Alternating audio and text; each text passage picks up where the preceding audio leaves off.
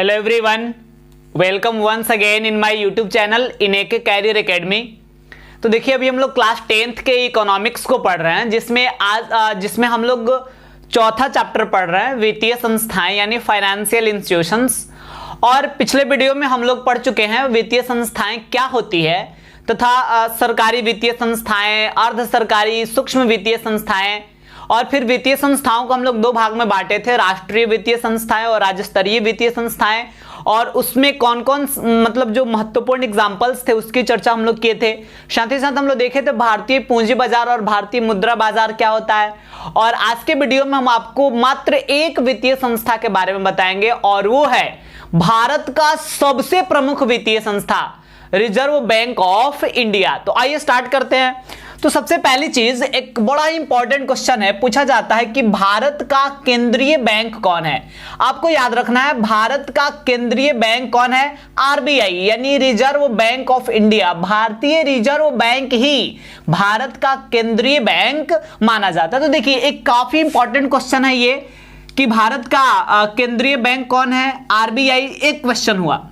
अब देखिए, इसी टाइप के कुछ अन्य क्वेश्चंस की बात भी हम लोग यहां पे करने वाले हैं। तो देखिए, कोई भी जब बड़ी संस्था की स्थापना कहीं किया जाता है तो उसके लिए सबसे पहले एक एक्ट पारित करना होता, मतलब एक कानून पारित करना होता है। और आरबीआई का भी जब स्थापना किया जाना था तब आरबीआई एक्ट पारित किया गया, और यह आरबीआई एक्ट जो है 1934 ईस्वी में पारित किया गया था। और फिर मतलब आपसे पूछे आरबीआई एक्ट कब पारित किया गया, तो इसका आंसर होगा 1934 ईस्वी। और फिर अगर पूछे कि आरबीआई का स्थापना कब हुआ, तो इसका आंसर होगा 1935 ईस्वी। आप इसको ध्यान में रखेंगे।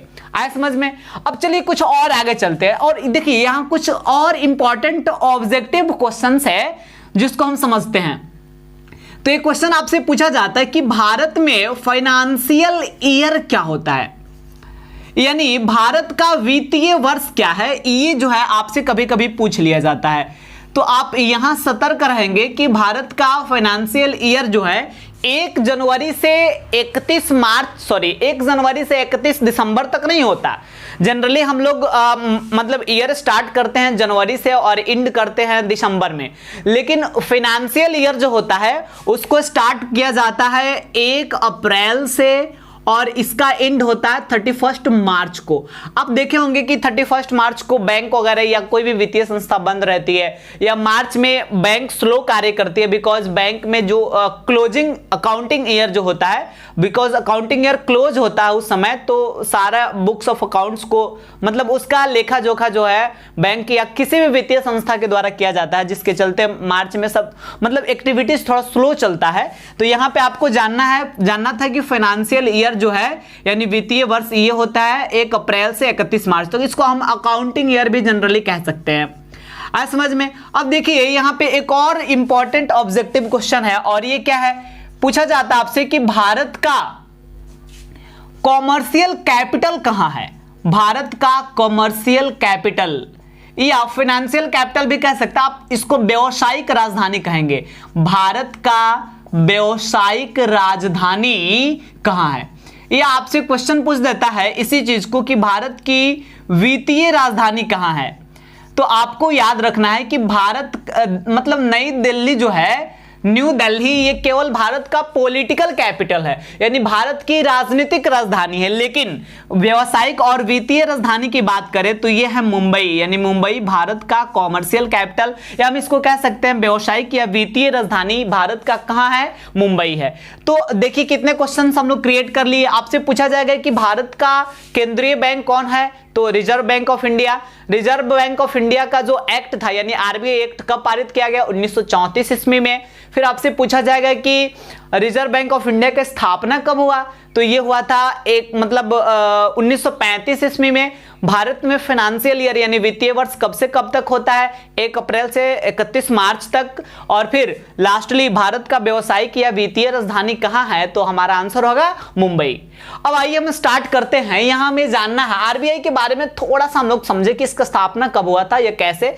अब देखिए, यहां पे हम आपको बताने वाले हैं कि आरबीआई यह भारत की सबसे प्रमुख बैंकिंग प्रणाली। आपको अब देखिए, यहां पे एक और चीज आपको हम समझाते हैं, यह भारत के शीर्ष बैंकिंग प्रणाली के रूप में कार्य करती है।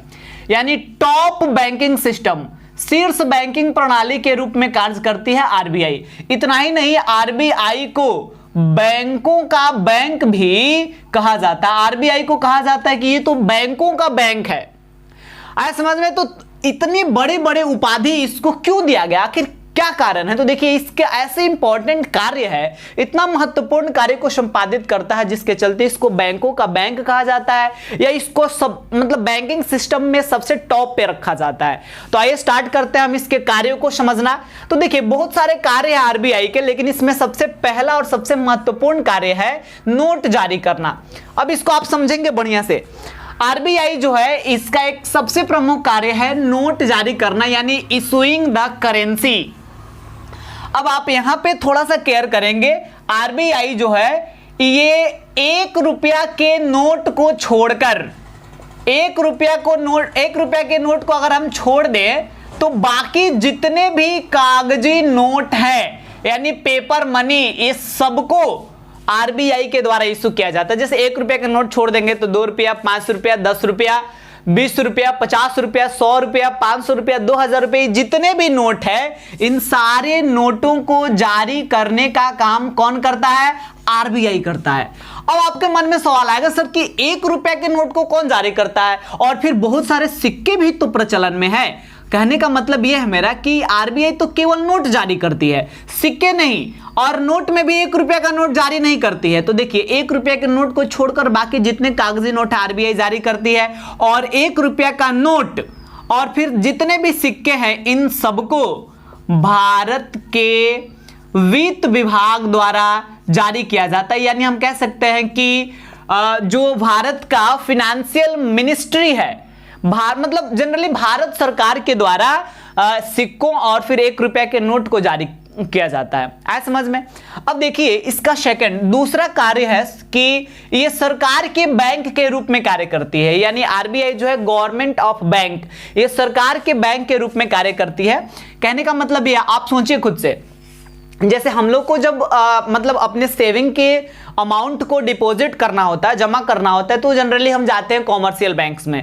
जैसे मान लीजिए कि state bank of India, Punjab national, बहुत सारे बैंक है जहां पे हम अपने सेविंग को डिपॉजिट करते हैं, या हमको लोन लेने होते हैं, या बहुत से ऐसे आर्थिक क्रियाएं हैं जो संपादित हम लोग करते हैं जिस वित्तीय संस्थाओं की मदद से, वो जनरली कॉमर्शियल बैंक होते हैं। ठीक है, आरबीआई से हम अपना ट्रांजैक्शन डायरेक्टली नहीं करते हैं, लेकिन गवर्नमेंट जो है, सरकार जो है, इस सरकार डायरेक्टली अपना ट्रांजैक्शन जो है कहां से करती है? सरकार की जितने भी इकोनॉमिक ट्रांजैक्शन होते हैं, आर्थिक लेन देन होते हैं, ये सरकार आरबीआई से करती है, यानी रिजर्व बैंक ऑफ इंडिया से करती है। देखिए, जब सरकार को पैसे जमा करने होते हैं, मतलब डिपॉजिट करने होते हैं, तो आरबीआई में डिपॉजिट करती है गवर्नमेंट। और फिर अगर सरकार को ऋण भी लेना होता है, जैसे सरकार को कर्ज की आवश्यकता पड़ा, तो सरकार आरबीआई से मतलब लोन लेती है, आरबीआई सरकार को ऋण भी प्रदान करती है। आप सोचिए खुद से कि बहुत से राजस्व है या बहुत से टैक्स वगैरह हैं जो सरकार वसूल करती है, और उसे अपने पास ना रखकर बल्कि उसे मतलब फंड के रूप में आरबीआई में संचित करके रखती है। तो आरबीआई सरकार के बैंक के रूप में कार्य करती है। ठीक है, यानी सरकार को बैंकिंग सेवाएं देने का जो काम है, ये आरबीआई का है। अब चलिए कुछ और आगे बढ़ते हैं, और तीसरी कार्य को हम आपको समझा रहे हैं। तो देखिए, थर्ड कार्य है आरबीआई का व्यावसायिक बैंकों को ऋण प्रदान करना, यानी provide loan to commercial bank. कहने का मतलब यह है कि जब आम ग्राहकों को, यानी जनरल कस्टमर्स जो हैं, जब इनको ऋण की आवश्यकता पड़ेगी, तो ये कहां से ऋण लेंगे? व्यावसायिक बैंक से ऋण लेंगे, व्यावसायिक बैंक से लोन लेंगे। कहने का मतलब मेरा यह है कि जब हमको और आपको ऋण की आवश्यकता पड़ती है, तो हम लोग कॉमर्शियल बैंक से ऋण लेते हैं, या बहुत से ऐसी वित्तीय संस्थाएं हैं जैसे जो नॉन इंस्टीट्यूशनल भी है, वहां से भी हम लोन ले सकते हैं, लेकिन हम आरबीआई से लोन नहीं ले सकते। आप सोचिए खुद से, हम तो व्यावसायिक बैंकों से ऋण ले रहे हैं, लेकिन कभी कभी ऐसा भी तो होता होगा कि कॉमर्शियल बैंक को भी लोन की आवश्यकता पड़ जाती होगी, व्यावसायिक बैंक को भी ऋण की आवश्यकता पड़ जाती होगी। हाँ, ऐसा होता है कि व्यावसायिक बैंक को भी ऋण की आवश्यकता पड़ जाती है, और जब व्यावसायिक बैंक को ऋण की आवश्यकता पड़ती है, तो वह आरबीआई से ऋण लेती है, यानी व्यवसायिक बैंक जो है आरबीआई से। तो देखिए एक चेन है ये कि मतलब जनरल कस्टमर्स जो है वो व्यवसायिक बैंक से ऋण लेते हैं, और जब व्यवसायिक बैंक को ऋण की आवश्यकता पड़ती है तो वो आरबीआई से ऋण लेती है। क्लियर हुआ ये भी चीज। अब आइए नेक्स्ट पॉइंट पे हम जाते हैं। चौथा कार्य है वित्तीय संस्थाओं को दिशा निर्देशन देना, यानी provide direction to financial institutions. देखिए कहने का मतलब यह है कि बहुत से ऐसी वित्तीय संस्थाएं हमारे देश में कार्यरत है, जनरली जो राज्य स्तरीय वित्तीय संस्थाएं होती है, या फिर हम पढ़े ही थे कि जो सूक्ष्म वित्तीय संस्थाएं होती है, या फिर जैसे अर्ध सरकारी वित्तीय संस्थाएं, कोऑपरेटिव बैंक है, क्षेत्रीय ग्रामीण बैंक है। तो इस प्रकार की बहुत सारी ऐसी वित्तीय संस्थाएं हैं जो आरबीआई के डायरेक्शन में कार्य करती है, यानी आरबीआई जिस प्रकार उसको काम करने के लिए बोलता है, जिस प्रकार वो डायरेक्शन देता है, उसी प्रकार मतलब वो वित्तीय संस्थाएं जो है अपनी क्रियाएं संपादित करती है। तो यह भी आरबीआई का एक प्रमुख कार्य है जो अन्य मतलब विभिन्न प्रकार के वित्तीय संस्थाओं को डायरेक्शन देती है। ठीक है, अब देखिए कुछ और भी प्रमुख कार्यों की हम चर्चा करेंगे, और ये जो सबसे मोस्ट इंपॉर्टेंट कार्य है और आपको बढ़िया से इसको समझना भी है, थोड़ा सा ध्यान देकर और इसको समझिएगा, कंसस करके अपने माइंड को, तब आपको अच्छा से समझ में आएगा। देखिए आरबीआई का एक सबसे प्रमुख कार्य है नगद संचय को सुरक्षित रखना। भाई ये क्या भाई?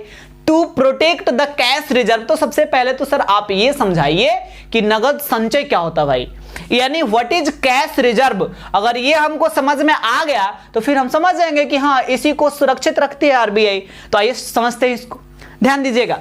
आप सोचिए कि कॉमर्शियल बैंक जो है क्या कर रही है, यानी जो व्यवसायिक बैंक है जैसे state bank of India, Punjab national bank, Canara bank, bank of India, बहुत सारे ऐसे बैंक है जो कॉमर्शियल बैंक है। तो कॉमर्शियल बैंक हमारी डिपॉजिट्स को जमा मतलब स्वीकार करती है। हम जो मतलब धनराशि हम जो जमा करते हैं उसको एक्सेप्ट करती है कौन? Commercial bank. आप सोचिए कि कोई बैंक है और उस बैंक में 1 मंथ में मतलब 1 महीना में टोटल अमाउंट जो है मान लीजिए आप खुद से सोचिए कि टोटल अमाउंट 3 करोड़ रुपया टोटल 1 मंथ में डिपॉजिट करा गया है, यानी बैंक के कस्टमर्स के द्वारा 1 महीने में 3 करोड़ रुपया उस बैंक में जमा हुआ है। अब देखिए बैंक क्या करेगी कि बैंक, हमें पता ही है कि हम जब बैंक में पैसा जमा करते हैं तो उस पैसा को सुरक्षित रखती है बैंक, और साथ ही साथ हमें ब्याज भी देती है, इंटरेस्ट भी देती है। जाहिर मतलब एक ये अलग बात है कि अगर हमारा सेविंग डिपॉजिट होता है तो या करंट डिपॉजिट होता है तो उस पर कम इंटरेस्ट मिलता है, और लेकिन फिक्स्ड डिपॉजिट अगर कोई कस्टमर किया हुआ है या रेकरिंग डिपॉजिट भी है तो उस पर अधिक मात्रा में इंटरेस्ट मिलता है। तो देखिए ब्याज जो है, बैंक को ब्याज भी देना है और पैसे को भी सुरक्षित रखना है, तो बैंक क्या अपने घर से ब्याज देती है? सोचिए आप खुद से, हम बैंक में जो पैसा जमा करते हैं उस पे बैंक हमें जो ब्याज देती है वो अपने घर से बैंक ब्याज नहीं देती है। बैंक वाले अपने पॉकेट से निकाल के पैसे नहीं देते हैं, बल्कि हमारे द्वारा मतलब जमा किए गए अमाउंट को ही वो दूसरे क्षेत्र में इन्वेस्ट करते हैं और वहां से इनकम क्रिएट करते हैं, और उसको इंटरेस्ट के रूप में उसका कुछ मतलब पार्ट जो है हमें प्रोवाइड करते हैं। आप सोचिए कि ये 3 करोड़ रुपया जो है इसमें से अब आरबीआई करेगी क्या कि लगभग मान लीजिए कि लगभग 2 करोड़ रुपया को आरबीआई इन्वेस्ट कर देगी, दूसरे क्षेत्रों में इसको विनियोग कर देगी, इन्वेस्ट कर देगी। हो सकता है कि किसी बड़े बड़े कंपनियों का शेयर परचेज कर ले, शेयर खरीद ले, डिबेंचर खरीद ले, यानी किसी कंपनी में इन्वेस्ट कर सकती है, या कोई एसेट्स वगैरह परचेज करने में इन्वेस्ट उसको कर सकती है। तो बहुत सारे ऑप्शंस है जिस क्षेत्र में कॉमर्शियल बैंक मतलब अपने डिपॉजिट अमाउंट को इन्वेस्ट कर सकती है। तो बैंक का कॉमर्शियल बैंक जो है अपने पास आए हुए जितने भी डिपॉजिट अमाउंट है उसका एक निश्चित भाग इन्वेस्ट कर देती है, और फिर टोटली इन्वेस्ट नहीं करती है। जैसे 3 करोड़ जमा हुआ है, 3 करोड़ इन्वेस्ट नहीं कर देगी, बल्कि कुछ उसका एक निश्चित भाग इन्वेस्ट करेगी, और जो भाग बचेगा, जैसे यहां से 1 करोड़ रुपया जो बच रहा है, इसी को कैश रिजर्व के रूप में आरबीआई में जमा कर देगी, कैश रिजर्व के रूप में। अब समझिएगा यहां पे, आप सोचिए कि कोई बैंक जो है बहुत अच्छे तरीके से अपने एक्टिविटीज को संपादित कर रही है, बहुत अच्छे से अपने कार्य को चला रही है, मतलब कस्टमर से ट्रांजैक्शंस लेन देन एकदम अच्छा से चल रहा है, बैंक भी अपना प्रॉफिट अर्न कर रही है। लेकिन कभी हुआ क्या कि अचानक से फिक्स्ड डिपॉजिट वाले, रेकरिंग डिपॉजिट वाले जो कस्टमर है उनके साथ कोई मतलब ऐसी कंडीशन आ गया कि वो तुरंत पहुंच गए कि हम जितना अमाउंट जमा किया हमको चाहिए, कोई मतलब सरकमस्टांसेस आता ना, ऐसी परिस्थिति कोई जिसमें मतलब बैंक को देना भी पड़ जाता है। हालांकि फिक्स्ड डिपॉजिट और रेकरिंग डिपॉजिट एक मतलब फिक्स्ड टाइम के बाद ही लौटाया जाता है बैंक के द्वारा, लेकिन वैसी परिस्थिति जब आती है तो फिर टाइम से पहले भी रिटर्न करना पड़ जाता है। या कई बार या सेविंग या करंट डिपॉजिट का तो कोई ठीक ही नहीं होता है कि जब मन किया तब जमा किए, जब मन किया तब निकाल लिए। तो सोचिए अगर कस्टमर आ गए हैं बैंक में अधिक राशि विड्रॉ करने के लिए, लेकिन बैंक के पास उतना राशि है नहीं, बिकॉज बैंक सारा का सारा अमाउंट इन्वेस्ट कर दिया है, तो फिर बैंक कहां से देगा कस्टमर्स को अमाउंट, कहां से देगा कस्टमर, कहां से विड्रॉ कर पाएंगे। तो इस बात को ध्यान में रखते हुए कॉमर्शियल बैंक क्या करती है कि डिपॉजिट राशि से कुछ भाग को ही इन्वेस्ट करती है और शेष भाग को कैश रिजर्व के रूप में रखती है, ताकि आपातकालीन स्थिति में इसका यूज कर सके।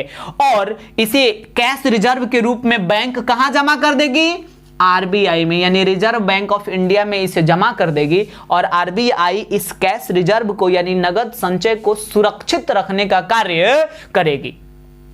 क्लियर हुआ, आरबीआई इसे सुरक्षित रखेगी और फिर उसके बाद जब कभी भी कस्टमर्स को पैसे की आवश्यकता होगी, बैंक के पास नहीं होगा, तो कॉमर्शियल बैंक कैश रिजर्व से यानी नगद संचय से इस राशि को विड्रॉ करेगी, निकालेगी और कस्टमर्स की आवश्यकता को, कस्टमर्स के नीड्स को पूरी करेगी।